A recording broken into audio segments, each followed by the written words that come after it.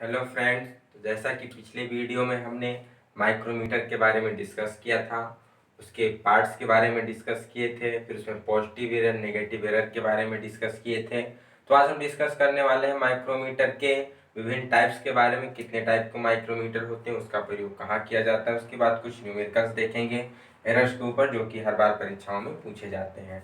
तो स्टार्ट करते हैं हम माइक्रोमीटर के टाइप से। जैसा कि जो पिछला वीडियो था उसमें हमने पूरा का पूरा आउटसाइड माइक्रोमीटर के बारे में डिस्कस किया था, तो उसके बारे में हम ज़्यादा डिटेल में नहीं जाएंगे। तो जो आउटसाइड माइक्रोमीटर है, नाम से ही स्पष्ट है, इसका प्रयोग हम आउटर डायमेंशन, जो बाहरी डायमेंशन होती है, उसको चेक करने के लिए करते हैं। आउटर डायमेंशन में जैसे कि मान लीजिए लंबाई हो गई, चौड़ाई हो गई, या किसी भी जॉब का डायमीटर हो गया। जो भी बाहरी मापें होती हैं, लंबाई, चौड़ाई, मोटाई या फिर व्यास, उसको मापने के लिए प्रयोग किया जाता है आउटसाइड माइक्रोमीटर। इसके डिटेल को आप पिछले वीडियो से जाके देख सकते हैं, पार्ट्स वगैरह के बारे में। नेक्स्ट होता है इनसाइड माइक्रोमीटर, मतलब आंतरिक माइक्रोमीटर।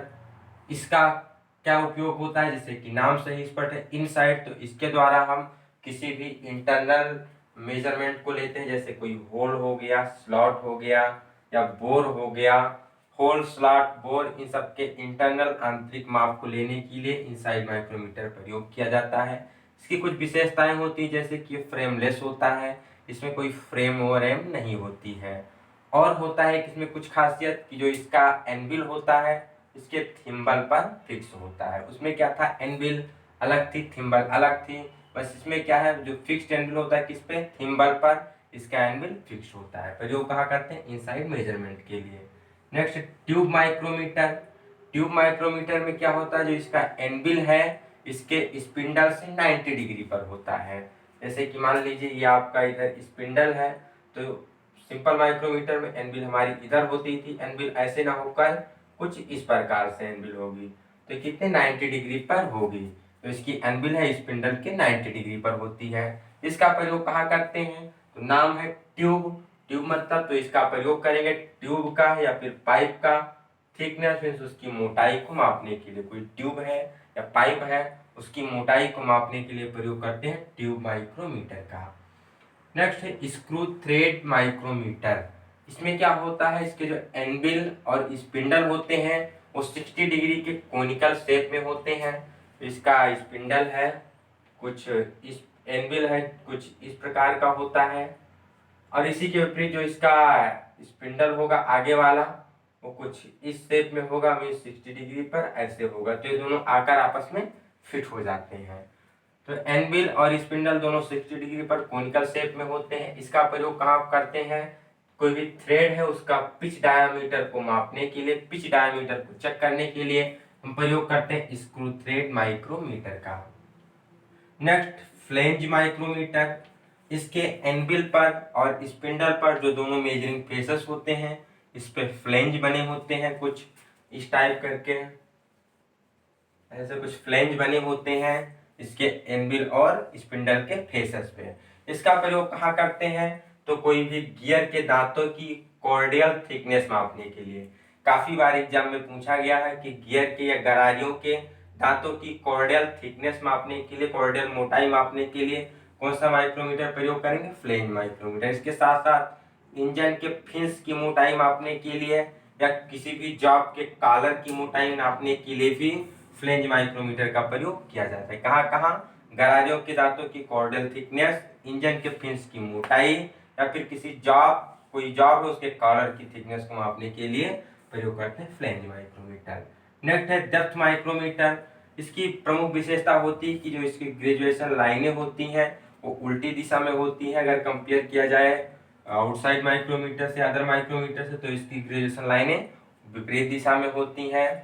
इसमें हम एक्सटेंशन रॉड का प्रयोग करके इसकी मेजरिंग रेंज को बढ़ा सकते हैं, मतलब अधिक से अधिक माप ले सकते हैं एक्सटेंशन रॉड को चेंज करके।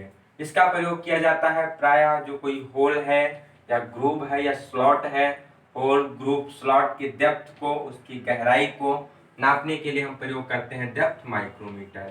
इसे प्रयोग करने से पहले जो इसकी एक्यूरेसी है या जीरो एरर्स जो होते हैं उसे हम सरफेस प्लेट पे चेक करते हैं।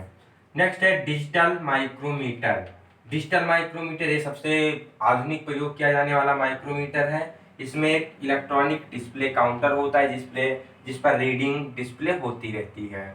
इसमें हमें काउंट वगैरह करने की ज़रूरत नहीं पड़ती है। और इसकी विशेषता होती है कि इसमें जीरो रीडिंग को हम कहीं भी सेट कर सकते हैं, किसी भी स्थिति में किसी भी पोजीशन में जीरो रीडिंग को सेट किया जा सकता है। और खास विशेषता होती है कि इसमें रीडिंग को होल्ड करने का भी फीचर होता है। अब रीडिंग को हम होल्ड कर सकते हैं, बाद में उसे हम आसानी से देख सकते हैं, पढ़ सकते हैं। ये सबसे फास्ट रीडिंग लेने वाला माइक्रोमीटर होता है, सबसे जल्दी रीडिंग ले लेता है। इसका प्रयोग जनरली आधुनिक दिनों में सबसे ज़्यादा किया जाता है। इसकी विशेषता होती है, कुछ इसमें ऐसे माइक्रोमीटर्स भी होते हैं जो कि लाइक वर्नियर माइक्रोमीटर की तरह 0.001 mm की एक्यूरेसी में भी मेजर करते हैं। जो जनरल माइक्रोमीटर है हम जानते हैं उनकी 0.01 mm एक्यूरेसी लीस्ट काउंट होती है, बट जो वर्नियर माइक्रोमीटर होते हैं और कुछ डिजिटल माइक्रोमीटर 0.001 mm की एक्यूरेसी में माप लेते हैं। नेक्स्ट है बी एनविल माइक्रोमीटर। इसका जो फ्रेम है वो कैसा होता है, बी शेप में होता है, और जो इसकी एनविल है उसमें भी बी टाइप के ग्रुप्स बने होते हैं। इसका स्पिंडल 60 डिग्री पर कोनिकल शेप में होता है जो कि जाके एनविल के अंदर फिक्स हो जाता है। कुछ इस प्रकार इसमें अटैचमेंट्स होते हैं। इसका प्रयोग कहाँ करते हैं हम, कोई भी डायमीटर है किसका, जो सेंटरलेस जॉब होते हैं, जिसका सेंटर नहीं पता होता है, इसे सेंटरलेस जॉब का डायमीटर को मापने के लिए हम प्रयोग करते हैं बी एनविल माइक्रोमीटर। काफी मोस्ट इंपॉर्टेंट है ये भी। इसमें एक और विशेषता होती है कि जो भी हम रीडिंग मापते हैं वो वास्तविक रीडिंग नहीं होती है, उसका जो 3D/2 आएगा वो होती है मेजरमेंट। जो वैल्यू आपने नापा उसका 3D/2 जब निकालेंगे तो एक्यूरेट रीडिंग आती है।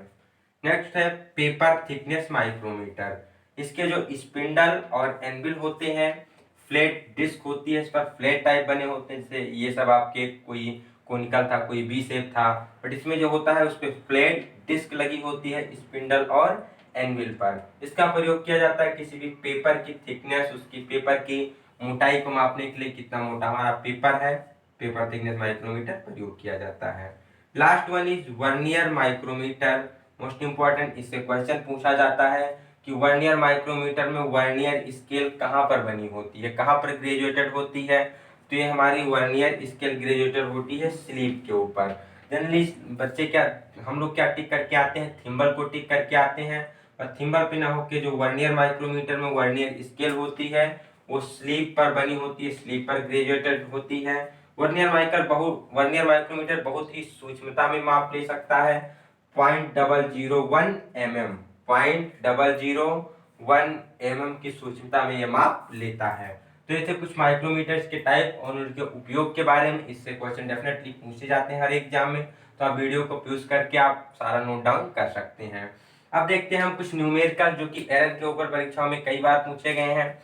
जैसे कि पहला क्वेश्चन है, कोई एक सवाल है जिसमें दिया हुआ है नेगेटिव एरर, ऋणात्मक त्रुटि दी गई है 0.03 mm, और माइक्रोमीटर की जो रीडिंग है, जो इस समय रीडिंग शो कर रही है वो 25.52 mm दिया गया है। अब हमें कैलकुलेट करना है कि एक्यूरेट रीडिंग कितनी होगी, जो हमारी वास्तविक रीडिंग होगी कितनी होगी एक्यूरेट रीडिंग।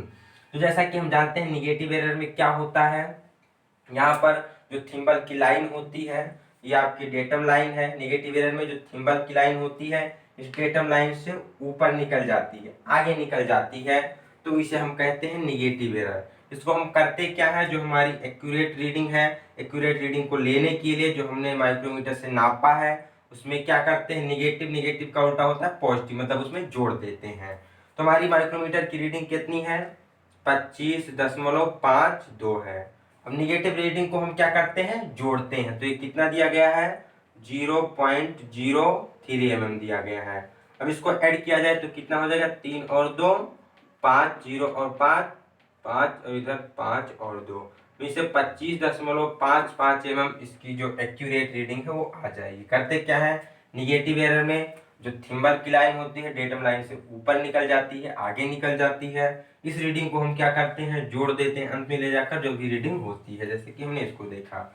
नेक्स्ट एक और सवाल दिया गया है, इसमें पॉजिटिव एरर 0.04 mm की दी गई है, और जो माइक्रोमीटर के द्वारा रीडिंग ली गई है वो है 19.38 19.38। अब हमें कह रहा है कैलकुलेट एक्यूरेट रीडिंग, अब इसकी वास्तविक रीडिंग, एक्यूरेट रीडिंग क्या होगी?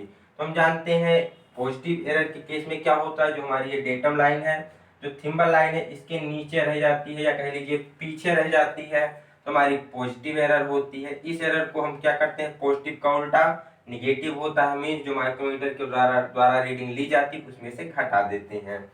तो 19.38 है, पॉजिटिव है तो मतलब हमें घटाना है कितना, 0.04 mm हमें घटाना है। घटाइए तो 8 में से 4 जाएगा, 4 बचेगा, 3 में से 0, 3 बचेगा, अब इधर 91 मीन्स 19.34 mm, ये हो जाएगी इसकी एक्यूरेट रीडिंग। तो आशा करते हैं ये चीज़ें आपको समझ में आई होंगी। अगर कोई डाउट होता है तो वीडियो को एक बार आप फिर से रिवर्स करके देखिए, और कोई डाउट है तो आप टेलीग्राम चैनल पे वहाँ पूछ सकते हैं। तो मिलते हैं नेक्स्ट वीडियो में, तब तक के लिए अपना ख्याल रखिए, पढ़ते रहिए। Have a good day, best of luck.